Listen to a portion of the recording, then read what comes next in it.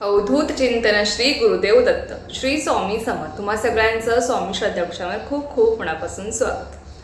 तर आजच्या व्हिडिओमध्ये आपण अतिशय महत्त्वाची माहिती बघणार आहोत. ती म्हणजे बघा, आता 9 एप्रिल ते 15 एप्रिल आपला स्वामी पुण्यतिथी सप्ताह काळ असणार आहे. या सप्ताह काळामध्ये आपण अनेक सेवा करणार आहोत आणि त्या सगळ्या सेवांमध्ये सगळ्यात महत्त्वाची सेवा म्हणजे आपण श्री गुरुक्षेत्र पारायण. बरेच सेवेकरी, बरेच ताई दादा हे पारायण करणार आहे. कोणी केंद्रात करणार असेल, कोणी मठामध्ये, कोणी मंदिरामध्ये, तर कोणी आपल्या घरी पारायण करणार असेल. बघा, आपण इतक्या प्रभावी सेवा आपण आपल्या दत्त महाराजांसाठी, आपल्या स्वामींसाठी आपण करणार आहोत.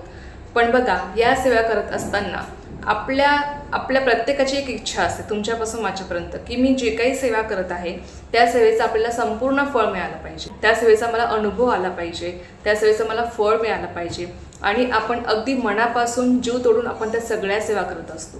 पण या सगळ्या सेवा करत असताना आपल्याकडनं कळत न कळत काही चुका घडतात आणि त्यामुळे काय होतं ना, की ज्या सेवेचं फळ आपल्याला 100% मिळायचं आहे तिथे आपल्याला ते फळ कुठेतरी कमी मिळतं आणि त्यामुळे आपल्याला त्या पारायणाचा किंवा त्या सेवेचा आपल्याला लवकर अनुभव येत नाही, असं आपण म्हणू शकतो. अशा 2च गोष्टी आहेत ज्या तुम्हाला पाळायच्या आहेत आणि त्या 2 गोष्टी पाळून तुम्हाला सगळ्या सेवा किंवा गुरुक्षेत्र पारायण तुम्हाला करायचं आहे. बघा, या 2 गोष्टी पाळणं अत्यंत महत्त्वाचं आहे. तुम्ही कुठलीही सेवा करा, पण ती सेवा करताना तुमच्याकडनं ही गोष्ट पाळली गेलीच पाहिजे, जेणेकरून तुम्हाला त्या पारायणाचं किंवा त्या सेवेचं तुम्हाला संपूर्ण फळ मिळणार आहे. आता ती गोष्ट कोणती आहे ती बघा.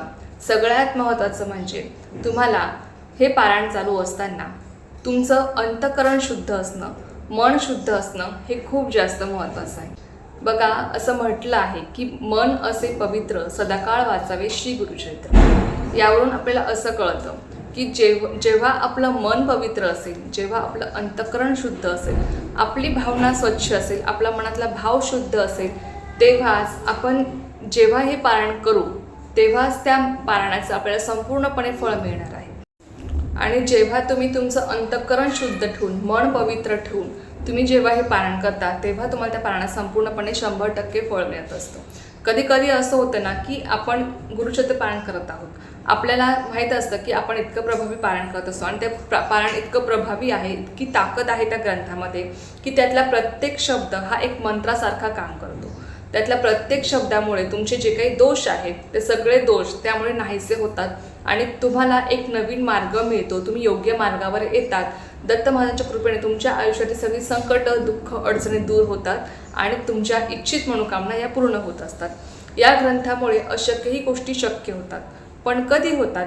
बऱ्याच सेवकांना अनुभव येतात, म्हणजे सगळ्याच सेवकांना अनुभव येतात. मोजकेच काही तुरळीत जण आहेत की ज्यांना अनुभव येत नाही. मग काय येत नाही? त्याच्या मागचं कारण काय असेल? सगळ्यात महत्त्वाचं म्हणजे बघा, जेव्हा आपण हे पारायण करतो आपल्या मनाशी आपण ठरवायचं की मला अगदी माझं मन स्वच्छ ठेवून, निर्मळ ठेवून मला हे पारायण करायचं आहे. सगळ्यात महत्त्वाचं म्हणजे आपले कर्म. तुम्ही कुठलीही सेवा करा, तुम्ही कुठलंही पारायण करा, पण तुमचं कर्म हे स्वच्छ असणं, कर्म चांगलं असणं हे खूप जास्त महत्त्वाचं आहे. की आपण इतक्या प्रभावी सेवा आपण करतो, हे पारायण आपण करणार आहोत. बरेच सेवेकरांकडनं पारायण घडणार नाही, पण त्या पारायणाच्या बदल्यात तुम्ही काही ना काही सेवा तुमच्याकडनं स्वामींची घडणार आहे. तुम्ही कोणतीही सेवा करा, पण तुमचे कर्म तिथे चांगले असणं हे खूप जास्त महत्त्वाचं आहे. आपण कुठलीही सेवा करतो तेव्हा आपला मनातला भाव शुद्ध असणं हे महत्त्वाचं आहे. आपण जेव्हा सेवा करतो तेव्हा एकीकडे आपण सेवा करतो, तासनतास बसून आपण हे पारायण करणार आहोत, नियम पाळणार आहोत. सगळ्यात महत्त्वाचं म्हणजे नियम आहेत. नियम तर आपण पाळणारच आहोत, पण त्या नियमांपेक्षाही जास्त महत्त्वाचं आहे ते म्हणजे आपले कर्म. बघा, आपण नियम पाळणार आहोत, आपण हे पारायण करणार आहोत, इतकं आपण मनापासून हे पारायण करणार आहोत आणि दुसरीकडे जर आपण कोणाला शिव्याशाप देत असू, दुसऱ्यांबद्दल जर आपल्या मनामध्ये थोडा जरी राग असेल किंवा आपल्या मनामध्ये कुठेतरी कपट आहे की त्या व्यक्तीचं चांगलं होऊ नये अशी जर आपली भावना असेल, तर त्या पारायणाचं किंवा त्या सेवेचं आपल्याला कधीही फळ मिळत नाही. लक्षात घ्या, तुम्ही कोणतीही सेवा करा, पण त्या सेवेमागे तुमचा भाव शुद्ध असणं हे खूप जास्त महत्त्वाचं आहे. म्हणून म्हटलं आहे की जेव्हा मन शुद्ध असेल तेव्हाच तुम्ही गुरुक्षेत्र वाचा, जेणेकरून तुम्हाला त्या पारायणाचं संपूर्णपणे फळ मिळेल. तर हे त्यामागचं कारण आहे. तर ही एक गोष्ट आहे जी तुम्हाला सगळ्यांना आवर्जून पाळायची आहे. हे पारायण सुरू असताना कुठल्याही व्यक्तीबद्दल या 7 दिवसामध्ये कुठल्याही व्यक्तीबद्दल वाईट बोलू नका, कोणाबद्दलही वाईट विचार करू नका. या व्यक्तीचं वाईट व्हावं किंवा एखाद्या व्यक्तीला शिवाशाप देणं किंवा अन्य कुठल्याही वाईट गोष्टी आपल्या कानावर सुद्धा पडू देऊ नका. आणि पडल्या तरीसुद्धा त्याचा विचार आपण आपल्या मनामध्ये करू नये किंवा कुठल्याही व्यक्तीबद्दल आपल्या मनामध्ये वाईट भावना किंवा वाईट विचार येऊ नये याची आपल्याला काळजी घ्यायची. जेणेकरून काय की त्या पारण्याचं फळ आपल्याला संपूर्णपणे मिळेल. आणि एकीकडेच आपण पारायण करतो आणि दुसरीकडेच आपण कोणाला शिव्याशाप देत असतो, दुसऱ्यामध्ये आपण वाईट बोलत असतो, तर काय होतं, आपण जी काही सेवा करतो ना त्या सेवेचं फळ आपल्याला न मिळता त्या समोरच्या व्यक्तीला मिळत असतं. म्हणून असं होऊ नये.